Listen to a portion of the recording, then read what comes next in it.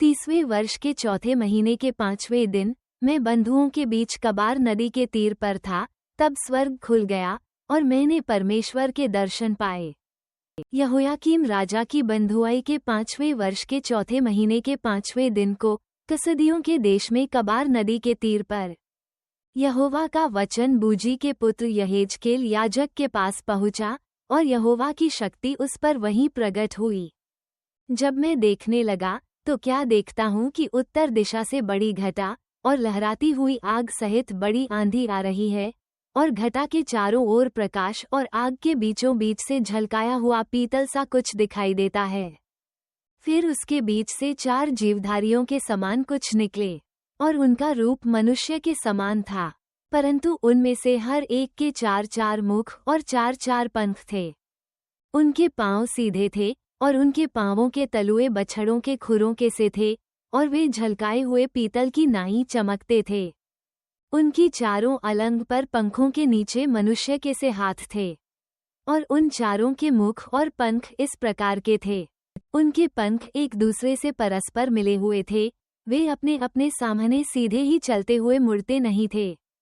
उनके सामने के मुखों का रूप मनुष्य का सा था, और उन चारों के दाहिनी ओर के मुख सिंह के से, बाईं ओर के मुख बैल के से थे, और चारों के पीछे के मुख उकाब पक्षी के से थे। उनके चेहरे ऐसे थे, और उनके मुख और पंख ऊपर की ओर अलग अलग थे। हर एक जीवधारी के 2-2 पंख थे, जो एक दूसरे के पंखों से मिले हुए थे, और 2-2 पंखों से उनका शरीर ढंपा हुआ था। और वे सीधे अपने अपने सामने ही चलते थे, जिधर आत्मा जाना चाहता था वे उधर ही जाते थे, और चलते समय मुड़ते नहीं थे।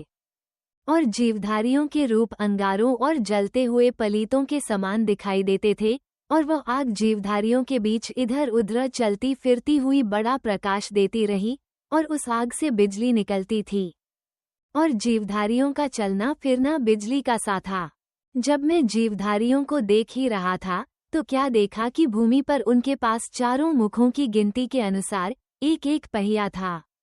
पहियों का रूप और बनावट फीरोजे की सी थी, और चारों का एक ही रूप था, और उनका रूप और बनावट ऐसी थी जैसे एक पहिए के बीच दूसरा पहिया हो।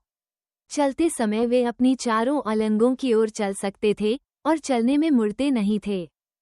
और उन चारों पहियों के घेरे बहुत बड़े और डरावने थे, और उनके घेरों में चारों ओर आंखें ही आंखें भरी हुई थीं। और जब जीवधारी चलते थे तब पहिए भी उनके साथ चलते थे, और जब जीवधारी भूमि पर से उठते थे तब पहिए भी उठते थे। जिधर आत्मा जाना चाहती थी उधर ही वे जाते, और पहिए जीवधारियों के साथ उठते थे, क्योंकि उनकी आत्मा पहियों में थी। जब वे चलते थे तब ये भी चलते थे, और जब जब वे खड़े होते थे तब ये भी खड़े होते थे, और जब वे भूमि पर से उठते थे तब पहिए भी उनके साथ उठते थे, क्योंकि जीवधारियों की आत्मा पहियों में थी। जीवधारियों के सिरों के ऊपर आकाशमंडल सा कुछ था जो बर्फ की नाई भयानक रीति से चमकता था, और वो उनके सिरों के ऊपर फैला हुआ था। और आकाशमंडल के नीचे उनके पंख एक दूसरे की ओर सीधे फैले हुए थे, और हर एक जीवधारी के 2-2 और पंख थे जिनसे उनके शरीर ढंपे हुए थे। और उनके चलते समय उनके पंखों की फड़फड़ाहट की आहट मुझे बहुत से जल व सर्पशक्तिमान की वाणी व सेना के हलचल की सी सुनाई पड़ती थी, और जब वे खड़े होते थे तब अपने पंख लटका लेते थे। फिर उनके सिरों के ऊपर जो आकाशमंडल था उसके ऊपर से एक शब्द सुनाई पड़ता था, और जब वे खड़े होते थे तब अपने पंख लटका लेते थे। और जो आकाशमंडल उनके सिरों के ऊपर था उसके ऊपर मानो कुछ नीलम का बना हुआ सिंहासन था। इस सिंहासन के ऊपर मनुष्य के समान कोई दिखाई देता था, और उसकी मानो कमर से लेकर ऊपर की ओर मुझे झलकाया हुआ पीतल सा दिखाई पड़ा, और उसके भीतर और चारों ओर आग सी दिखाई पड़ती थी। फिर उस मनुष्य की कमर से लेकर नीचे की ओर भी मुझे कुछ आग सी दिखाई पड़ती थी, और उसके चारों ओर प्रकाश था। जैसे वर्षा के दिन बादल में धनुष दिखाई पड़ता है, वैसे ही चारों ओर का प्रकाश दिखाई देता था।